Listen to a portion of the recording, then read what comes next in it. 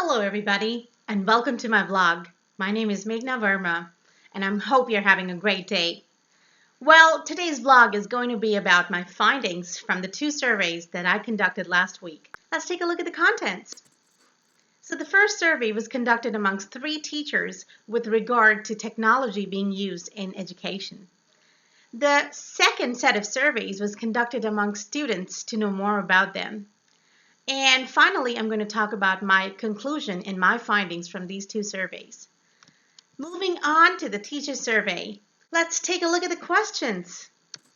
Number 1, has the use of technology affected students' interest in the subject? All the 3 teachers agree that young ESL learners are engaged in learning when there are songs, videos, and games. 2, do you feel comfortable to use technology in classroom while teaching? So as you can see from the feedback here, 2 out of 3 teachers strongly agreed that they are comfortable to use technology in their lesson plans. They use a variety of software such as Microsoft PowerPoint, Adobe Flash. They use a lot of media players. Xiaoheiban is a local education-based app. Does the school provide facilities to integrate technology in teaching? 2 out of 3 teachers feel that the school could do much more in making learning more student-centered by providing more devices such as iPads for collaboration in learning. At the moment, the school provides facilities such as smart TVs, projectors, interactive blackboards, and the Xiaoheiban app. Number 5, do students have enough technological knowledge to have smooth activities during lessons? 1 out of 3 teachers feels that her knowledge is not as good as the students' knowledge. The students are much more technologically advanced than her. The students frequently use devices such as iPads, mobile phones to work on their homework. Moving on to question number 6. How often do you use technology in class? And as you can see from the table in the feedback, they use it a lot. How often do you use new technology in class?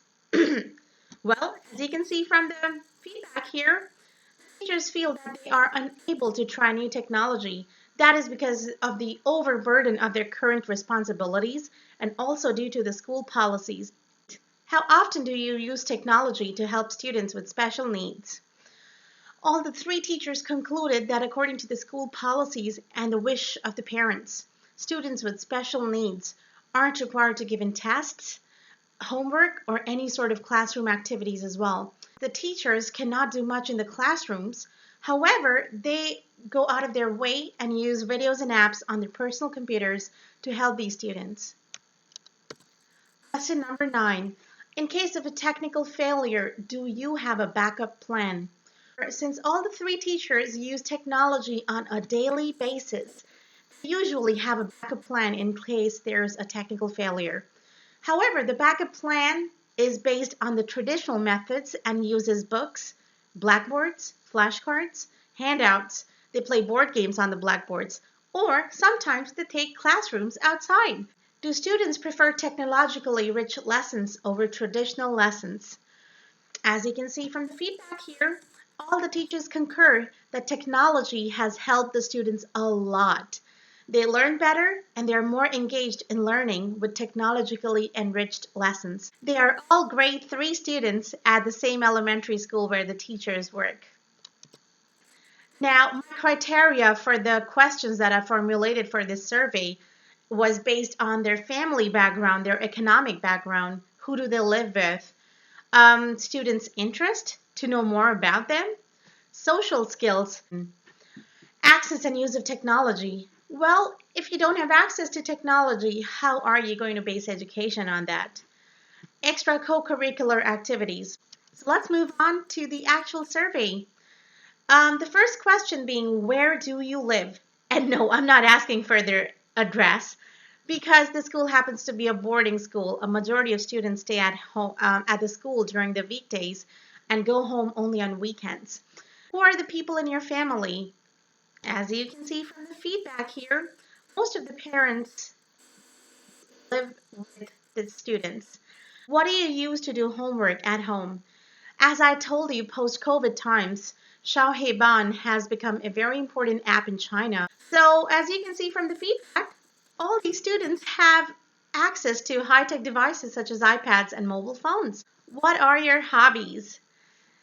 So as you can see from the feedback here, most of the students like outdoor activities. Question 5. What classes do you like at school? Well, as you can see from the feedback here, all of them like English, so I think the teachers are doing a great job. However, I also noticed that they are interested in extracurricular activities and classes such as music, art, and PE. Almost all the students like PE here. Can you guess why? That is because it gives them a break, a much needed break from the long sitting hours in the classroom. And as you can see from the feedback, all the students who were interviewed, they have a lot of friends in class. All these students are smart, intelligent, and kind. And they're the ones who actually help the other struggling students. Do you like going to school? Yes, yes, yes, yes, and yes. All the students who were interviewed really, really like going to school. Now, moving on to my conclusions. These two surveys were very interesting and they gave me a lot of insight into the knowledge that I need to keep in mind when I am designing lessons. But I also have a few suggestions. I feel that parents, teachers, and students can be more open to new technology. I also feel that schools need to provide more hands-on technical assistance. And teachers can use technology more effectively to help students with learning needs. I have gained a ton of information from my cohort members. They use a lot of softwares and apps like Gimkit, Quizlet, Padlet, etc. And I'm learning so much from these softwares. So I hope you found it informative. And thank you for watching. I'll see you next time.